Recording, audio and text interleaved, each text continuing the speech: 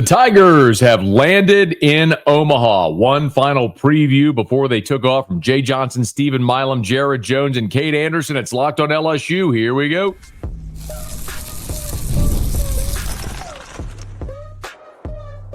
You are Locked on LSU, your daily podcast on the LSU Tigers. Part of the Locked On Podcast Network, your team every day. Okay, let's get it. It is Locked on LSU, your team every day. I'm your host, Matt Moscona. Thanks so much for making us your first listen. We are free, available wherever you get great podcasts, of course, on YouTube as well. So please subscribe. As always, one of the fastest ways to help us grow is by leaving your comments below. So thank you sincerely for that. On Wednesday, the Tigers were wheels up for Omaha Wednesday late afternoon. On all the LSU baseball social media, pictures started to pop up of the Tigers at Charles Schwab Field as LSU had a walkthrough at Charles Schwab. They practiced at Creighton on Wednesday evening. Thursday will be their team picture day and practice at Charles Schwab Field. And then on Friday, the College World Series begins. Well, LSU doesn't play until Saturday. So something that is very, very familiar for Jay Johnson as he has now taken Arizona to the College World Series twice, LSU his second time. So this is Jay Johnson's fourth trip to TD Ameritrade. Well, excuse me, the stadium formerly known as TD Ameritrade Old Habits Die Hard, Charles Schwab Field there in Omaha, Nebraska. And before the Tigers left, Jay Johnson met with reporters, and I had the opportunity to sit down with a round table with Kade Anderson, Stephen Milam, and Bear Jones. And I want to let you hear some of what those guys said that stood out. But we're going to start with the skipper, with Jay Johnson. And I think the thing that stood out most is his comments about having to play Arkansas again, because there's been this conversation all week long about the fact that the two highest remaining, the highest remaining seeded teams, highest seeded teams remaining, are playing in the first round with LSU and Arkansas. And should the field be reseeded? I have very strong feelings on this. I think absolutely it should be reseeded. The reason that we keep having this conversation is because most people look and go, that doesn't actually seem right. Because every other tournament, for example, the NCAA men's basketball tournament, the women's basketball tournament, men's tournament is seeded 1-68. The number one overall seed, after a play-in game for the final spot, the number one overall seed plays the worst team in the field, and so on. So that's just how it works. And so there are going to be upsets, sure, but it's seeded appropriately. In baseball, you have 16 regional host sites, but after that, those regional sites are filled regionally. That's why when Tulane or Grambling or Nichols or ULL or ULM or Southeastern get into the field, a lot of times they get sent to Baton Rouge. It is a regional tournament is what it becomes. And then the regional winners go to Omaha. Well, when the regional winners go to Omaha, they should be reseeded. Just my feeling on it. But Jay Johnson, I think, is taking absolutely the right approach here. Oh, yeah, they're the most talented team in the country. There's no question about that. And that was addressed when we played them the first time. And this whole entire season, if we were going to get where we wanted to go, there was no question in my mind whether we would play them or not. That's what, I felt like this was inevitable, whether it was going to be game one or the finals. So just do it in game one. We can speculate on it a ton, and understandably so. We're media and fans. We can talk about it. There's nothing Jay Johnson can do about it. Like, his team is playing Arkansas on Saturday. There's nothing you can do about it. So there's no sense in dwelling on what could be, what maybe should have been, any of that stuff. And when he said Arkansas is the most talented team, it's not really hyperbole. I mean, Arkansas and Texas A&M and Texas and Tennessee, they're all kind of in the mix. I mean, LSU's right there as well. Georgia was one of those teams that went heavy in NIL in the portal this year as well. But Arkansas got Baheva Aloy, which was a player that LSU wanted. Arkansas got Zach Root, the guy who LSU is going to face on Saturday night at Charles Schwab Field. That's a player LSU recruited heavily and wanted. So, yeah, this is a really good, very talented Arkansas team. But LSU's already played him and beaten him twice. So I think, it's you kind of go into that approach where you realize they're a good team, but you got Kade Anderson on the bump. Now, the other thing, and throughout the course of this week, and obviously LSU being in the College World Series, my week gets busier because I get asked when LSU is in a central event, a big event, that people want perspective. So I've done a lot of interviews. I've done interviews with my buddy Wes Moore in Little Rock. I was on Sirius XM, SEC this morning on Wednesday with Caroline Fenton and Chris Doring. I've done interviews for Texags with A&M folks. I've done interviews in Florida. I've done interviews all over this week because people are interested. LSU's in the College World Series. And the question I've been asked over and over and over again is whether or not this is a must win for LSU. And the answer quite simply is no, it's not. Because we saw LSU 2 years ago go through the losers bracket and win it all. So it's very doable. But Jay Johnson was asked the importance of winning game one, and he kind of had a different approach on it. Well, the 2 times I've been in the finals, we've lost one of the first 2 games. So to me, it's not a death sentence if you don't. I would love to try the deal through the winners bracket one time just to see how it feels. That's just, I don't feel that way. In the postseason, baseball is awesome. Whether you're in the winners bracket, the losers bracket, Omaha is awesome, and you just take the one in front of you. I mean, our team's capable of winning 3 and losing 1, losing 1 and winning 4. Played all 8 that you could possibly play twice. So I feel like I have a pretty good gamut of how the flow of the tournament goes. It really doesn't get past one game for me. I know it's cliche and sounds like coach speak, but he has been there and done that. He's been to the National Championship Series twice. He did it with Arizona in 2016 when they lost to Coastal. They came out of the losers bracket. They did it in 2023 at LSU where they beat Florida, but came out of the losers bracket. So he is familiar. I love that he could have a little fun there with it, saying, that he'd like to try it out of the winners bracket.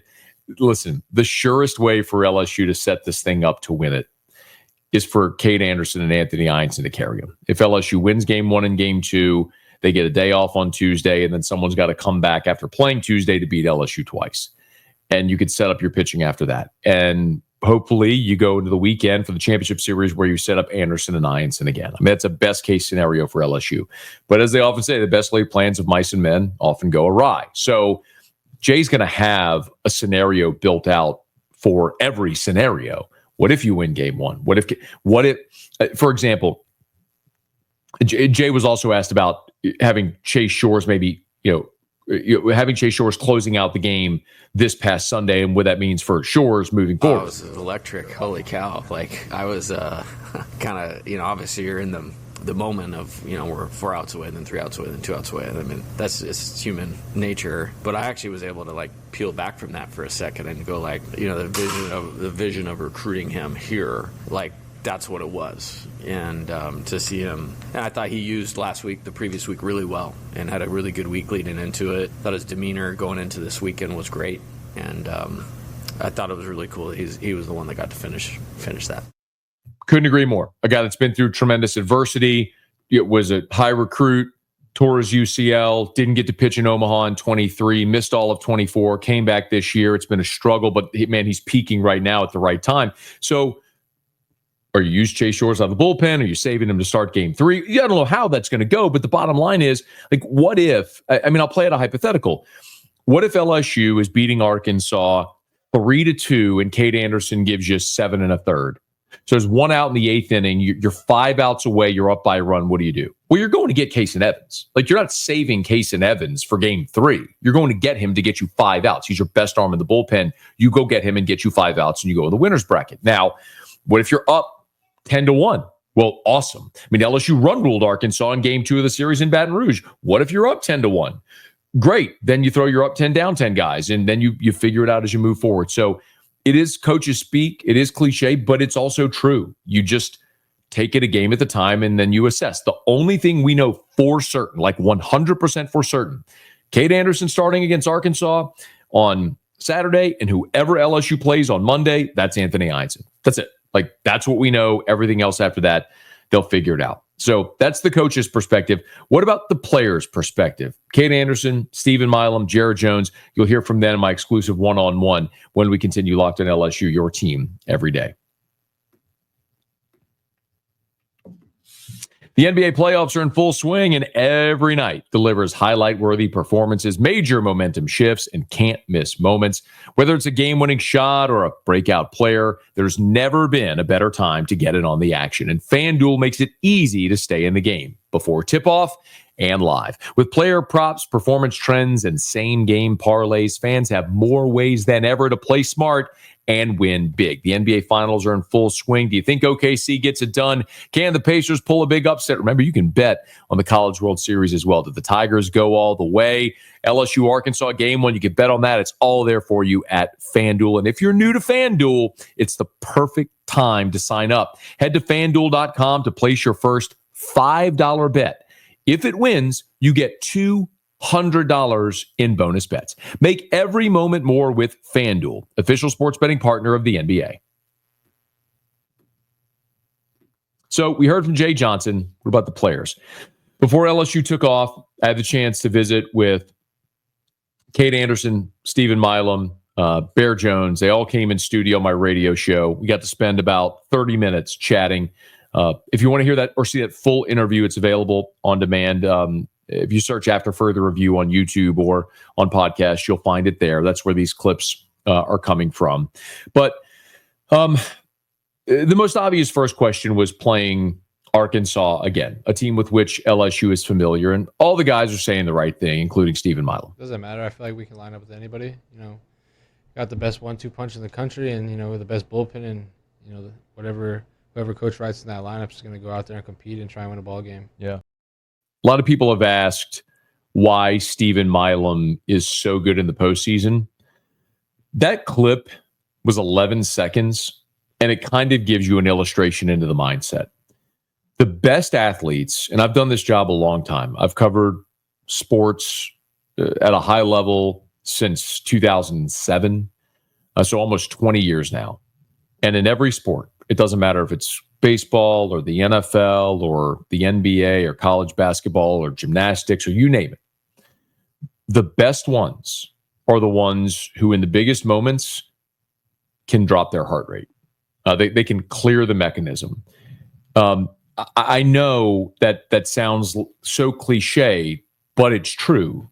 The ones that are in the biggest moments are unfazed. I asked Milam in that situation, in that interview, about his 3-run double against West Virginia in the closeout game on Sunday, after West Virginia went back-to-back walks.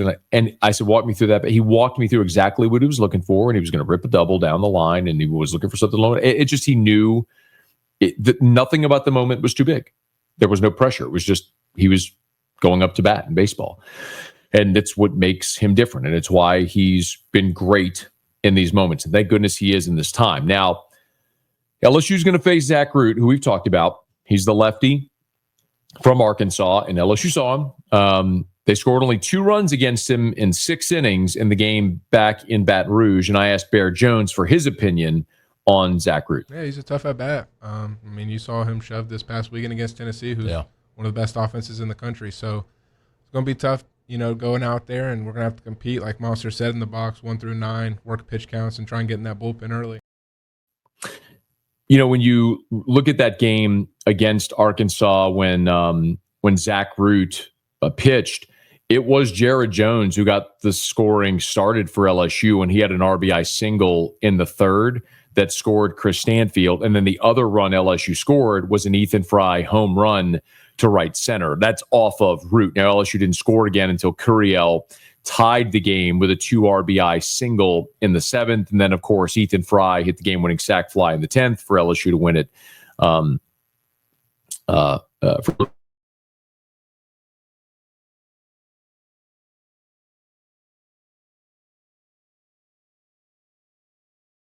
Of them, of course, was the big RBI single to get LSU on the board and get the scoring started for LSU. I also broached the subject with Jared Jones. By the way, if you're wondering, Stephen Milam in that game against where Zach Root started, Milam was 1 for 3 in that ball game with a walk and a run scored. So he was on base twice and scored a run. Excuse me. I also asked Jared Jones about moving down in the order. He had been really locked into the 2-hole. You'd seen him struggle over the last month. This past weekend, Jay Johnson made the decision to move him down to the 5-hole. And I asked him, if guys are pitching him differently when he moves down in the order. I would say when I was batting second, there was an attention to me and the lineup. And I think, with Ethan being in the 2-hole the past week, and there was attention to him in the 2-hole with the regional that he had. And so being in the 5-hole this weekend was just kind of like, I wouldn't say there was less of a target on me or less of a attention to me. It was just the pitcher, as Coach Johnson would say, was like maybe he was tired after facing the first 4 guys in the lineup, and he had to face Monster and Jake before me, who always are running tough at bats, and they're left-handed, and then a right-hander comes up, so it's just a different look. Okay, give me a perspective from a pitcher on that, on how you may approach a guy in a lineup differently if they're in the 2-hole or the 5-hole. Give me just the perspective from a pitcher. Yeah, I think there's not a lot to it. I mean, if you see Jared step in the box, I think it doesn't matter where he's hitting. You have to kind of pitch him a little different. But at the same time, you got to attack. I think you have to have the mindset it's you're just playing pitch and catch, and you don't really change your plan against a different hitter. But with a guy like Jared, you have to have a steady mix and really just be careful. What about facing a guy like Monster? Yeah, Monster, he's got really good bat-to-ball skills, so just another tough at-bat. I mean, on our team, there's not a lot of easy at-bats, and really just got to go out there and pitch and compete. Yeah. It was very obvious spending a half an hour with those guys. Just, that was in the evening on Tuesday, and then, of course, Wednesday is when they flew to Omaha. It was very obvious talking to all those guys. They are very locked in. It didn't seem like they're too tense. They're just locked in. They're veteran guys that know they're going there to win a national championship. They know what's on the line, and it was there wasn't a lot of smiles. It's a lot of business for those guys, and of course for Kade Anderson, it was so interesting talking to him, a guy from Madisonville who grew up loving the Tigers, just wanting to play for the Tigers. He was in Omaha in 2023. He told me he was there for the championship series for the first 2 games, then had to go home. So LSU win game 1, get blown out in game 2.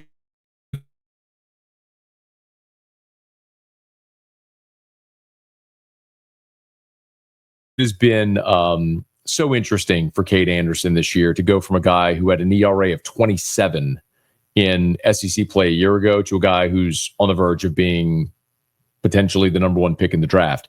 And Kade Anderson talked about the progress he's made from year 1 to year 2. Yeah, I think it just taking consideration for the guys I face on a regular basis weekly. And when you face guys like Monster and Jared weekly, it kind of prepares you for the situations throughout the season. And give a lot of credit to Coach Yessie for helping me out. Realistically, mentally, and more than physically, and obviously getting in the weight room. But mentally, I've kind of just taken the next step to further my career. It's very similar to what we've talked about with William Schmidt. The stuff is undeniable. It's just about confidence, command, pitchability, all of that sort of stuff. Kade Anderson has it. He's gone from being a guy who really couldn't get SEC hitters out to a guy who's a first-team All-American and very likely a top 5 pick in the draft, hoping for a similar step next year for William Schmidt. Speaking of, before we get out of here, congratulations to 5 Tigers who earned All-America honors. Kade Anderson was named a first-team All-American by Perfect Game. Anthony Ianson and Bear Jones were named second-team All-Americans by Perfect Game. And then Kason Evans and Derek Curiel were named first-team All-Americans, first-team freshman All-Americans, by Perfect Game. So congrats to those guys. As they say to the victor go the spoils, and LSU's won a whole bunch of games and had a lot of success. So naturally there's going to be a lot of awards. But for all these guys, there's one thing they want, and it's the prize at the end, to hold up that trophy, to win the final game, and to wear the ring. The Tigers are just about a week and a half away from finding out if they'll become the 8th team in LSU baseball history to win the national championship. And of course, we'll be here all throughout on Locked On LSU. Hey, thanks so much for making us your first listen every day. Now for your second listen, go check out the Portal Show on podcasts or wherever you get podcasts, or on YouTube. Hey, if you are listening on podcast, please subscribe on your favorite podcast app. Rate us, leave a review. If you're on YouTube, smash that like button, subscribe to the channel, and hit the bell so you're notified whenever we post a new video. And let a friend know. If they love the Tigers, we got you here every single day for Locked On LSU, your team every day.